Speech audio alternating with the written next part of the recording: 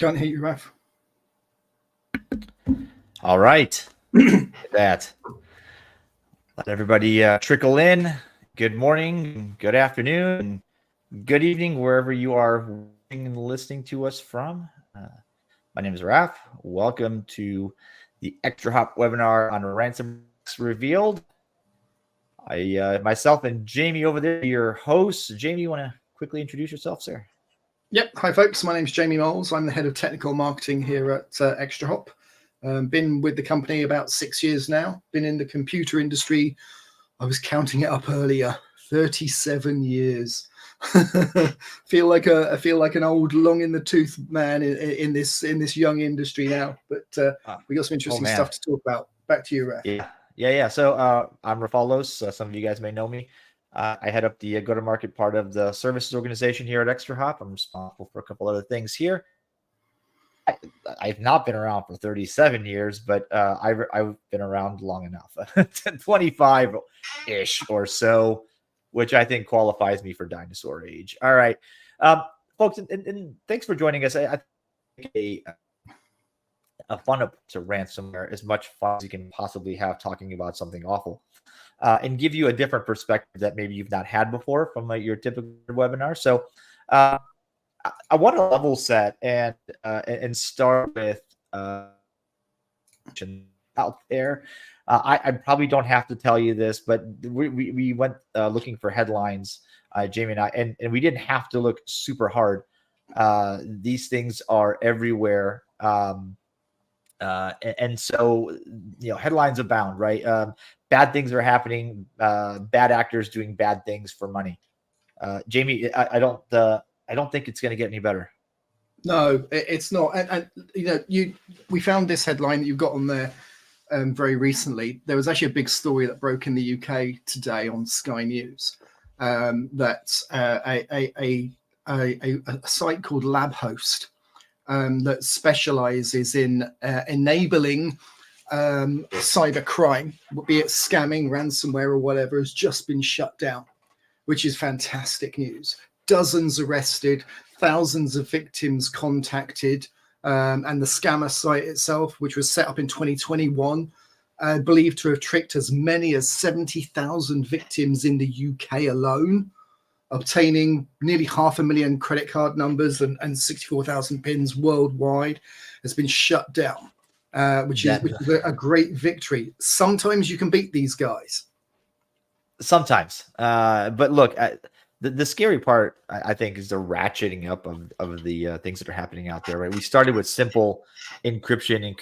We encrypted your family photos, your credit card information, your access to your data. Pay us $50.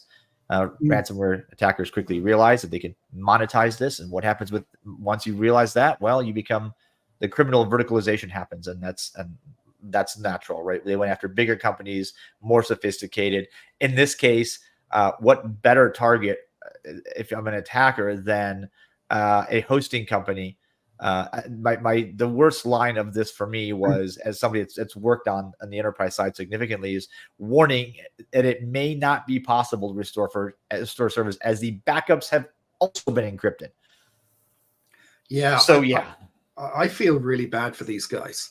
I mean, obviously all of their customers are significantly impacted by this, and it's a trickle-down effect. The hosting company's been hit, and all of their customers have been hit. There are so many people who are potentially going to go out of business because of this. And we have to remember that power hosts themselves are a victim as much as their customers. I think that gets forgotten, right? In all the news analysis and the talking heads that get out there and are easily and quickly blaming the they should have done more, or if they only would have, if they would have done this or implemented that or bought this or hired that person or whatever. Like, anybody can be a victim. If it's Jamie, if the last 10 years has proved anything to me, it's anyone and everyone, including, if you're stateside, including CISA, can be a victim, which means that you can't secure yourself like 100%. There's just nothing that gets that way. So I wanted to frame that for you guys as we start, because there are, and I wanted to give you the lens of like, who are the attackers? Who's coming after you? And to make this a little bit fun, we drew up these 3 categories, and we've got Bob on the left, the criminal attacker in the middle column, and then the sponsored threat actor. And let me talk you guys through these. And so, look, real quick, Bob has got 3 major qualities, right? He's a curious, kind of a hobby attacker. I'll say hobby hacker. Low risk tolerance, relatively easy to deter. Bob doesn't want to get caught because Bob probably has a day job, but Bob figured out that you can go on a website, download a crimeware kit, and do some things that could get them some rewards. But Bob's not about to spend time in jail or eluding international authorities by hacking into a big company. Now, the next column over is where you get, I think, those of you that are watching and listening, I think the overwhelming majority of you deal with this attacker, the criminal, right? This is the criminal gang, the opportunistic but targeted attacker. They're opportunistic. They're not going to spend $1 million to break into just you. They found that that you can break in using a specific vulnerability. They've checked. There's 1 million servers out there with this vulnerability. They're going to create a script, infect them all, give somebody else access, right, to infected asset. They have moderate risk tolerance and they can be financially deterred. Last but not least, so if we take percentages before we get to the last one, right? 20% are Bob. I'd say about 78, 79% are the criminal attacker. And maybe somebody disagree with me, but about the 1% are the sponsored threat actor. What does that actually mean? Well, I say sponsored because if this was like a NASCAR or a Formula One event, or Premier League or some other sport, they have their sponsor on their lapels, and it would say China, it would say North Korea, Iran. Pick your threat actor there, pick your sponsored state. Now, these are the types of people that will put your name on a whiteboard. So it is you are in the bullseye. Right? They're highly determined. They're very focused. They have an extremely high risk tolerance because they're being sponsored by their government or some other governing body, which means even if they get caught, they don't care. You're not going to actually get caught because nobody's going to turn them in. And they're purpose driven, which makes them really difficult to deter.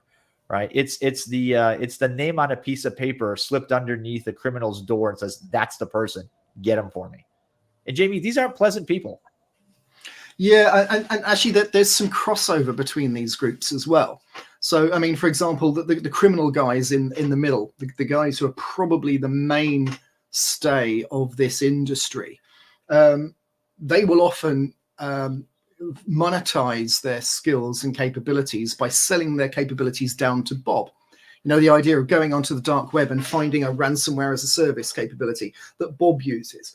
I wish Bob would learn instead how to sell videos on Facebook and, get an AI that reads things off of Reddit, which people are doing nowadays, and sell that and monetize that instead. It's a much better way of making money and much less risky. And the criminal attackers, of course, we know that there is a crossover between those guys and sponsored threat actors. It's been widely investigated by the guys in the alphabet agencies on your side of the Atlantic and on my side of the Atlantic as well. And we know that there's crossover there, which gives the criminal gangs often cover. If I'm a criminal and I'm resident in Russia and I'm doing things that impact Mr. Putin's enemies, he's not going to bother me. He's going to let me get on with doing what I want to do. And if I'm making money, all the better, because that goes into that economy. What you said about the sponsored threat actors, if they're targeting you, you're not going to avoid them because they tend to be large financial group or government-sponsored groups. They work on shifts. Shift patterns, they're constantly at it. And you can't be constantly defending unless you've got a very good setup and very expensive. And they only need to succeed once to get into your systems. And they have all of the resources of a government behind them. I think that's a great point. It's sort of underestimated, right? This is a relentless enemy that keeps coming. right? They will keep coming until they are successful. There's been write-ups out there about the types of motivations that some of these really intelligent hackers that suddenly get put in very bad positions by their governments and told, your family's life is at stake, get into that organization and get me that intellectual property. I mean, these are documented, publicized things like this. It sounds like the plot to a great spy movie, but this is real life. And I suspect that, like I said, if you're on that whiteboard, if you're on that target list, bob and weave. I mean, there's no deterrence here. So who do we think is on the target list, Raf? Which industries, which verticals do we think are particularly at risk from maybe not so much Bob, but our nation state actors, our criminal attackers? I think if you look, right, it's kind of what you would expect. Your nation state actors are going after the types of infrastructure to get them access to the types of things that their governments care about. It's been widely reported that, China is after certain market segments, pharmaceutical, energy, healthcare, right? When they were trying to figure out how to get that a better version of the vaccine that they couldn't figure out how to do. They were going after that. And so your targets are whatever the government says at the time. And they're heavy targets. They're big targets. Sometimes it's an entire span of industry. You've got hospitality because, heads of state and dignitaries travel. You've got energy sector, which is pretty big, especially depending on which part of the world you're in. Green energy stuff is kind of big, so energy companies in that regard. And there's all sorts of places you can get attacked. The criminal attacker is going to go after the target that's a low risk, high reward, low expenditure, high reward. They're going to go after the companies that have internet. They're not going to go after me specifically, because I cannot pay the ransom that a top 5 bank can pay, right? I mean, we don't have to go through and rehash the pain that's going on in the pharmaceutical health insurance sector right now in the U.S. But they know how to, these attackers know how to apply pain and pressure and cripple an industry and basically tell them, listen, I own you. I can make things hurt very badly for you, whether it's by completely crippling your business, your customers, or the national infrastructure, and you're going to pay me to make this pain go away, or not in some cases, and it's going to get ugly. And it's kind of remarkable that the stories of criminal attackers, when the victim refused to pay the ransom, they would email the relevant government regulatory body and say, "Hey, I have stolen information from Acme Widget Corporation," to use a hypothetical company name. Here's a sample of their data. They haven't reported this to you. You should probably investigate. That is extortion of the worst possible kind, I think. Yeah, but it's a smart tactic if you're trying to push someone's buttons to get them to pay up. But I mean, one of the things that it is worth bearing in mind as well, that criminal attackers come in different forms as well. The guys that you've just described are probably at the very top end. The guys who are actively pushing into networks, looking for data to steal. But of course, there's also people like the initial access brokers, the smaller groups of individuals. When Log4Shell came out, there was quite a big splurge, if you like, on initial access brokers operating out of the Middle East, for example. Guys who would take the exploit, look for vulnerable systems on the internet, get in to hundreds, if not thousands of these systems, drop a Cobalt Strike beacon in there that reported back to a team server, and then get out and then sell the access to the beacon for, it could be $100 or $200. But it made them a lot of money because they did it en masse, and they were able to avoid the longer term risk of being in those systems, just in and out, sell it to someone else. They can take all the risk. We make a bunch of money on large scale intrusions, and then we're out of it.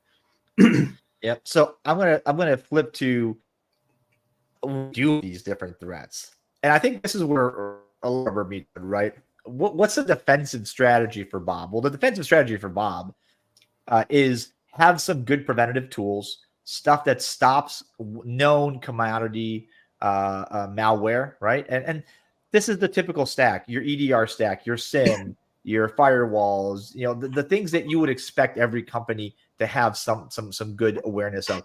Have a strong awareness, security awareness campaign. It doesn't run once a year, that runs continuously and that educates rather than shames, right? And patch and update your systems. This is critical for these types of attackers. Since they're buying stuff that's commodity, they're not going to be super hard to detect. And they can be deterred. Like if you simply have a reasonable enough defense, I think you're fine, right? And Bob will move on. The criminal attacker, you add a couple of things. Sure, you do the preventative stuff and the awareness and patch and update your systems, but you got to start thinking about minimizing your exposed threats, because now you're at company level, and there's probably a lot of like minimizing your egress surface, as Friend says, or attack surface, as some of you say, right? So minimize what you the world, because that minimizes your opportunity for mistakes. Maybe like turn off SMBV1, maybe like find and remove FTP and Telnet off your networks. But if you're laughing now saying, I don't have that, you want to bet? Monitor and detect known attacks. And these are the commodity things. Be able to use your EDR tools effectively, be able to use your SIM effectively, operationalize that.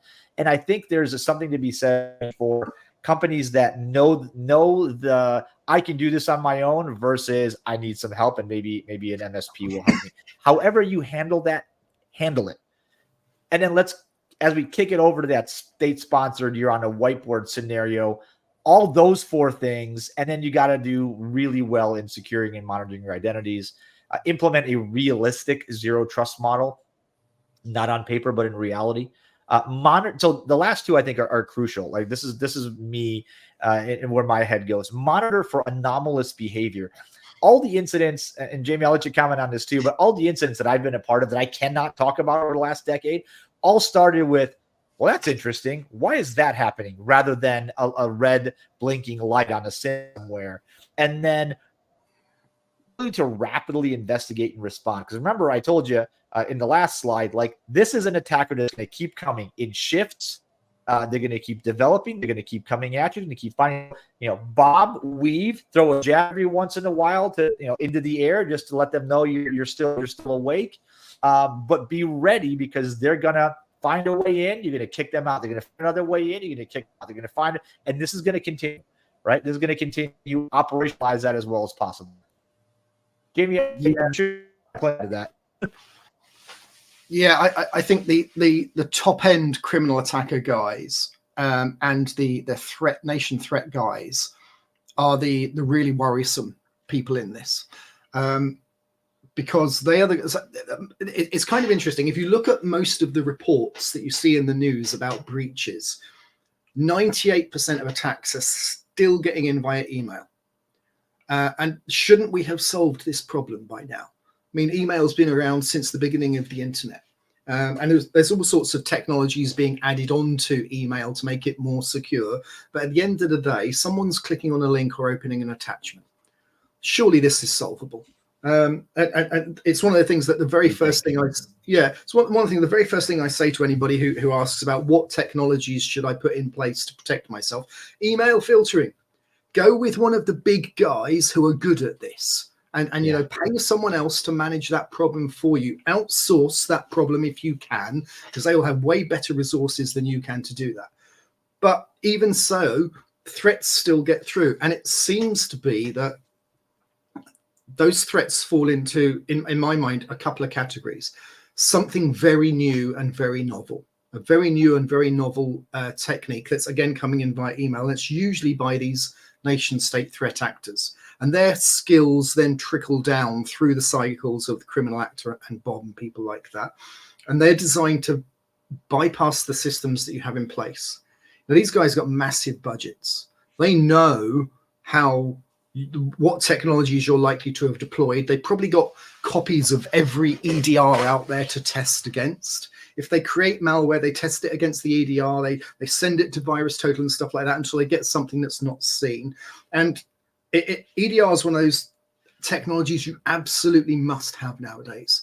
But interestingly enough, it's under attack. If you look at some of the C2 frameworks like Brute RTL by Chetan Nayak, this guy's a genius. He used to work for Mandiant, and he absolutely knows the Windows systems internals backwards. And his code can kill most EDRs. And when you know that, when you know that attacking a technology goes mainstream when books are written about it. And I'm just going to put this up on the screen here. Look at that. This is No Starch Press. Have released that book very, very recently. I've got a copy of it. It's very good. I was chatting to Chetan on Twitter last week, and he said it's a bit old. It only took him 10 minutes to go through it, but he said it's still relevant. And so if the technologies that you're using, like SIEMs and EDRs, are being defeated, remember, if I can kill your EDR, that's not going to protect you. If I can delete your logs, that's not going to protect you. What can't I turn off, Raf? Well, the network, and so I'm gonna get into the network in just a second. That's obviously what I want to talk about too. But this is the other thing about the sponsored threat actor, folks. If you become a difficult enough target, they will go down your supply chain, infiltrate, and become part of some piece of software you've used every day to get into you. You may have heard of this. It happened. It's not the next James Bond movie. It actually happened, and it's crazy to think about it. Somebody will spend that much time, that much energy, working for potentially playing the long game, right? Months, years, even to get into that environment, and then once they're in, how do you find them? Well, just like everything, like all these other super stealthy attacks, we find them on the network because you can see patterns in the network, and you can say, well, you know what? I think doing something really done before, and I don't think it should be. Yeah, you broke up a little bit there, Raf. I don't know if we caught that last 10 seconds of what you were saying. So the internet is a funny place. I mean, so it's interesting. What can you do to back up and support your EDR and SIEM? Who can they fall back on, and who can you always rely on if those guys have issues? And who do we support very, very strongly here at ExtraHop? The answer is the network. The bad guy needs the network to get into your system, so he can't turn it off. And interestingly enough, this is an often misquoted quote, so I'm going to quote it correctly here today. Rob Joyce used to be head of tailored access operations at the NSA at the Usenix Enigma conference a few years ago. Was asked what are the NSA afraid of when they go into monitor, when they try and get into a network, and his answer was an out-of-band passive monitoring solution on the network, and that's what normally gets quoted. But the misquote is people miss off the next bit, which is, and someone's paying attention to it. And that's the really important bit here. The network gives you so much opportunity to deal with these very sophisticated threat actors because they can't turn it off. They can't avoid using it themselves. It's their route into your systems. It's certainly their route to get to your crown jewels. But my God, the network has over the years become more and more complicated, and significant amounts of data flow through the network. Why did we used to protect things on the perimeter? Because it was a bottleneck, less data going through and less to process, and a lot easier to manage. But the perimeter is it's what is the perimeter nowadays? It's soft, it's spongy, it does it even really exist anymore?